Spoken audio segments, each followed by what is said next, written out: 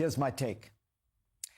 It was the flip-flop hailed around the world after insisting that he would not budge on his tariffs and branding anyone who urged him to do so as a panican, a new party based on weak and stupid people.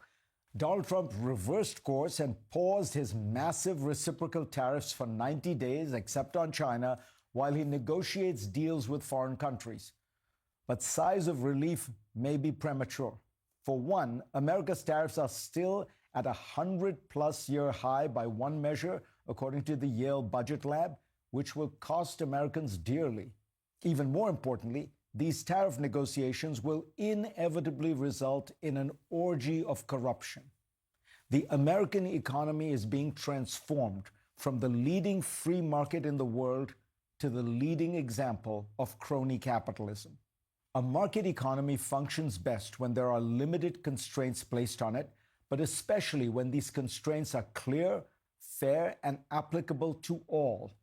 The more complicated the taxes, rules, and regulations, the greater the inefficiency in country after country, from India to Nigeria to Morocco. But more significant, the greater the complexity, the greater the corruption.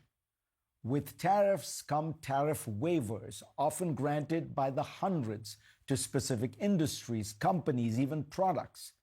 In 2018 and 19, the Trump administration announced an assortment of tariffs, including 25% on steel, and also a program of waivers. They got around 500,000 applications.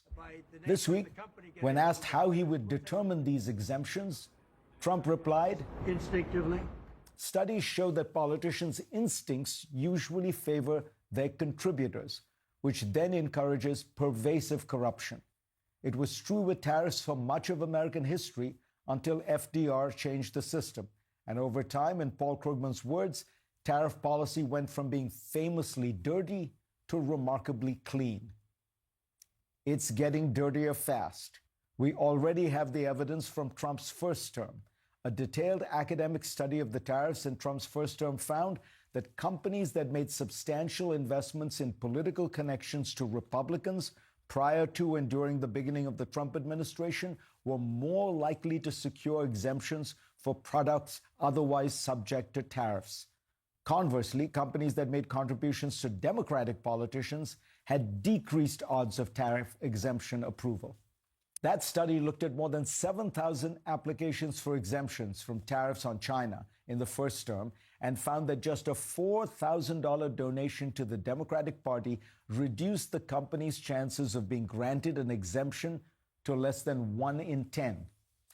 As Timothy Carney from the conservative think tank AEI notes, Trump's first election created a trade lobbying boom from 921 entities who hired lobbyists to work on trade to a peak of 1,419 by 2019.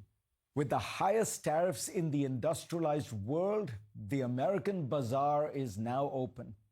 Countries and companies will descend on Washington to cut deals and gain carve-outs, exemptions, and special terms. In the last 4 weeks, Vietnam has announced a flurry of measures designed to mollify the Trump administration and get a good trade deal. Among them, approval for Elon Musk's Starlink to operate in the country and a plan to expedite a Trump Organization project. In fact, there are at least 19 Trump-branded real estate projects around the world that will be under development while he is president, and possibly many others in the works. President Trump has launched his own social media company and his own meme coin. Other countries surely see this all as an invitation to invest and to influence American foreign and economic policy. It has been deeply dispiriting to watch some of America's legendary capitalists, canonical figures from Wall Street, endorse a deal-making process by which the American free market is going to be pockmarked with tariffs, taxes, rules, exemptions, and carve-outs. It's worth recalling that Milton Friedman repeatedly noted about businessmen. You can get any leading businessman to give you an eloquent speech on the virtues of a free market.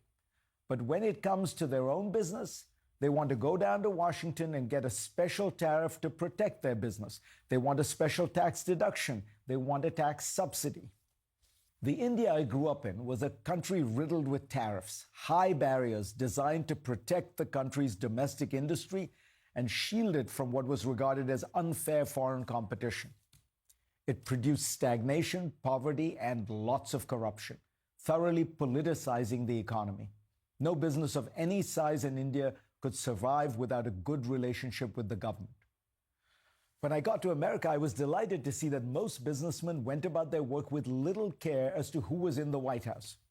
But now I watch tech pioneers give interviews slavishly extolling Donald Trump's genius, and Wall Street titans race to post North Korea-style congratulations to the president for his brilliance in rescuing the economy from his own actions.